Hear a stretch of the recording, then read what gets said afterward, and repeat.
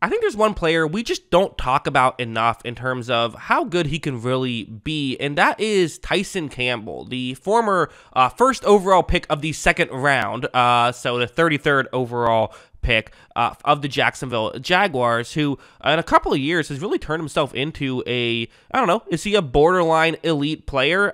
When I made a community tab asking for potential, questions I could answer for videos, someone asked, is he a borderline elite player? And I'll say yes, I'll give him the borderline elite label, why don't I? So, yeah, let's just jump into it.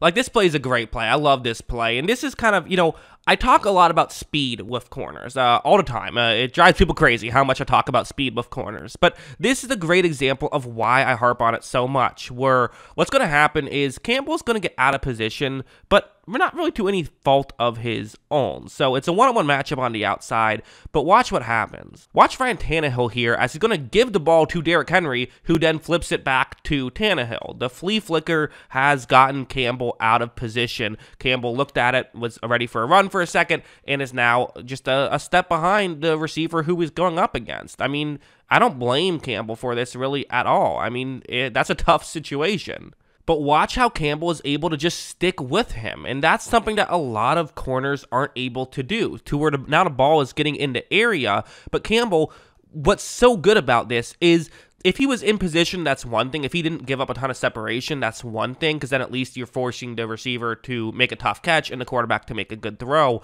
But what Campbell has done here is he's also able to get his head turned around. Watch how he looks back up and he's knocking the ball away. I mean, the reality is that was coverage to where Tannehill couldn't have made that throw. I mean, maybe if he threw a laser at the early on, that could have been a completion, but the safety had kind of undercut that situation, so I see why he didn't. To me, this was incredible coverage in a very difficult situation, and this is kind of why a fast corner like Campbell just has a ton of value, is because they can pull this kind of thing off. Heading over to this play, I would say this is a very good play as well. Obviously, I don't just show the good plays, but this is another good one. It's going to be quarters coverage that Campbell is going to be currently in. But what's interesting is you see he's playing right on the line of scrimmage.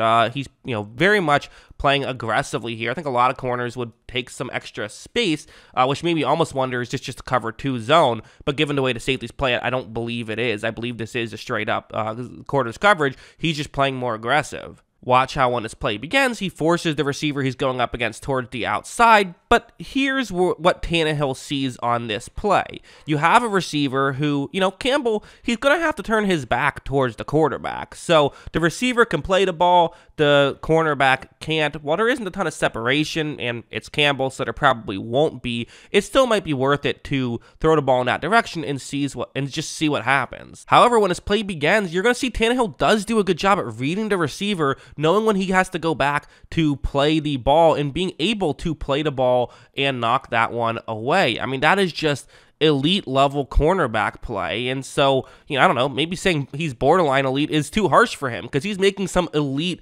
plays. Something like this is another one where, again, it's a one-on-one matchup on the outside. There is safety help over the middle, deeper, so if that happens, then okay, well, there, you're a little okay there, and that does help Campbell for sure. But still, it's basically a one-on-one matchup on the outside. Watch how when this play begins. Once again, Campbell, he uses the sideline as a tool, right? He uses that as an extra defender. You can't catch the ball out of bounds. Well, I guess you can, but not going to help you. So know that, basically force him in that direction, and you're already making that throw just so much more limited and making it a little bit tougher just inherently right there. Again, similar situation to the last play. Tannehill is going to try it, but it's just interesting because Campbell, what does he know in this situation? He basically knows where the receiver is going to run, and if he does cut over the middle, you have help there. So he can play a little bit aggressive here. Watch him turn his head around, and again, these are just knocked passes, but some of these are going to turn into interceptions, you better believe it. It's definitely really good stuff here from Tyson Campbell, and that's kind of, again, why I think he's been so impressive, is he is the kind of guy where it's like, I think you could argue that some elite level receivers could beat him one-on-one, but like the non-elite receivers are just not beating him one-on-one. It's one of those, hey, just don't throw it to him unless you have like an elite guy one-on-one. Okay, if Jamar Chase is there who beats every number 1 receiver, you can try it, but other than that, it's probably not going to work out. Like, even in a game like this, like going up against Michael Pittman, who I would say is a very underrated receiver. I think he's very good. It's a one-on-one matchup on the outside, and this is kind of still what Campbell can bring to the table. These are kind of his losses, which still aren't really major losses. Right off the bat, you're going to see that Pittman is going to try to create some contact to create some space, and it's worked. There's some space right here. And again, depending on the corner in this situation, maybe Pittman is able to, the ball's going to go in his direction. Maybe he's able to make the grab, continue running, pick up a first down, break 7 tackles and get a touchdown. Okay, that's probably not going to happen, but you can gain some yards after the catch potentially. However, you see Campbell closes so well. That's just a 3-yard gain. You'll take that, all day long if you're the Jacksonville Jaguars, especially if those are your losses, if those are the plays you look at and say, that wasn't great, you're feeling all right. If you look at his Pro Football Focus grades for the 2 years now he's been in the league, the first year, it was still like a solid, like for a rookie corner, you'll take that for sure, a 62.7 grade. But last year was really where he thrived. I mean, and first off, over 1,200 snaps, nearly 1,300 snaps. That's a ton of work they were asking of him. He had nearly 800 coverage snaps last year. That's just crazy.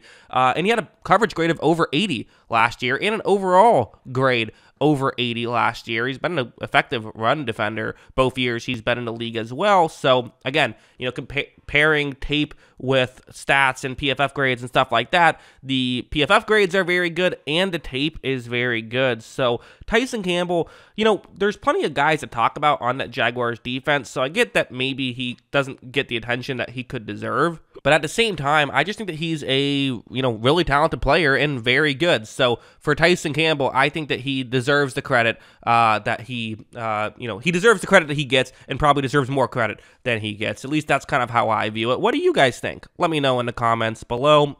Do you agree? Do you also feel as though that he is, he deserves more credit? Again, sometimes corners in general take a little bit. It's almost like, I don't know, how long it takes to get a message to space or something. It's almost like the message has been sent. It's just going to take some time for the general public to realize it, maybe perhaps with Tyson Campbell. Do you agree with that? Or do you disagree with that? Always love hearing from you. And of course, as always, thanks for watching.